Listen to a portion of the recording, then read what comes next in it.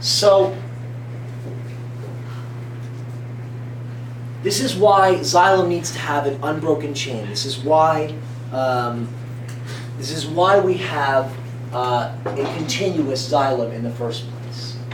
So the reason that this sort of grade school experiment exists is to showcase that xylem is continuous, that these dye pigments dissolved in the water are carried up in solution through the plant leaf and exit the plant leaf, but the water exits the plant leaf, but the dye remains behind in the leaf.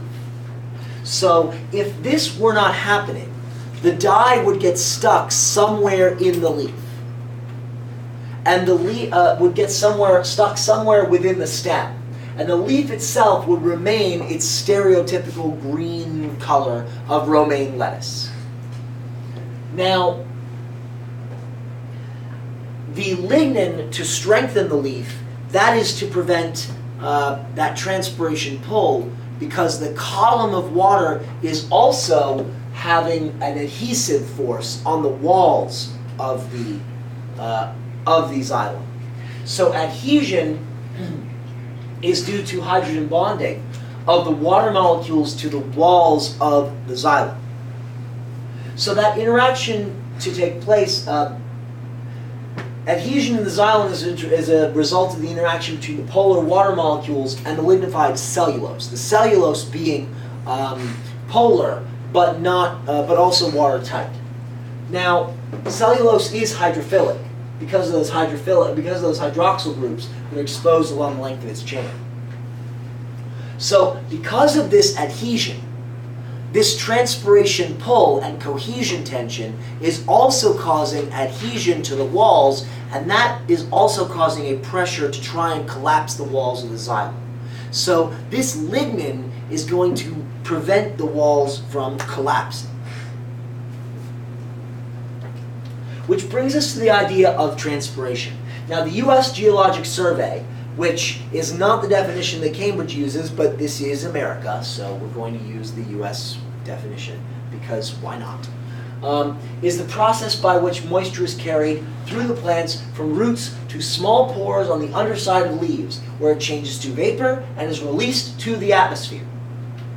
The direction of flow is from the roots to the stems to the leaves.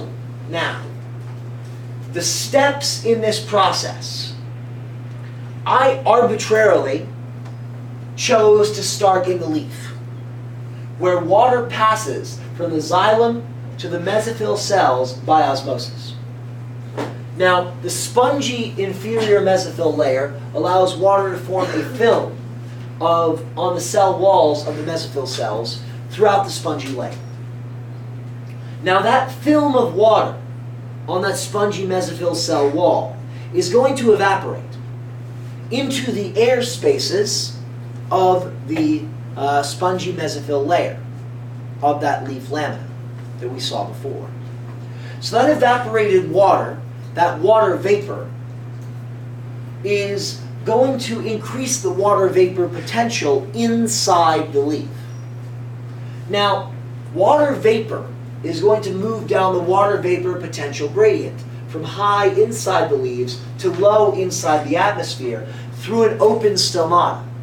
I want you to make a note of something, because this will often be testable by Cambridge.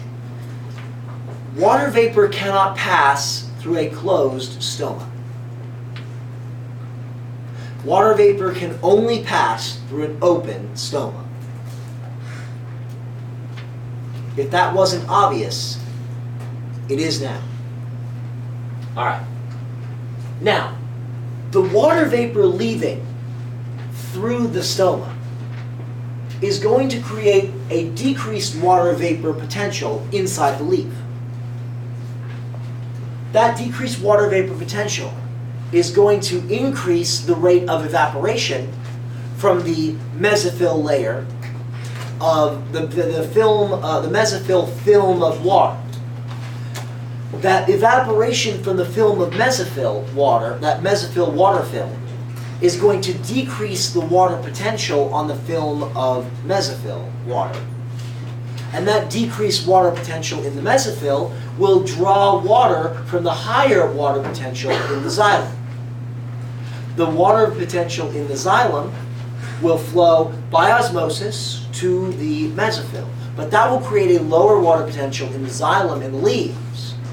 And the higher water potential in the xylem and the stems is going to fill that lower water potential. And then the higher water potential and the water potential of the roots is going to fill that water potential. And then that is going to be filled by the root pairs. And then that is going to be filled by the soil water. So that cohesion tension and transpiration pull is what's drawing up that water from the roots through the stems into the leaves.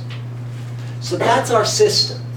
And we have water being drawn out from the xylem, creating a film of water on the mesophyll, evaporating into the airspace of the mesophyll layer, and then the mesophyll the airspace water vapor diffusing through an open stomata into the atmosphere out here. And that is transpiration through the stomata. But that is not the only type of transpiration. There are 3 types of transpiration. That is just stomatal transpiration, where it is 90 to 95% of your transpiration water loss. 5% or 5 to 10% of your transpiration water loss is through cuticular transpiration, which will be the focus of our next video. And then we'll have lenticular transpiration, which will be the remaining less than 1%. And that will really only come into play when there are no leaves, because the lenticels are in the pores of tissues of the plant that are not your leaves. And so those are your 3 types of transpiration. And that'll conclude our video for today.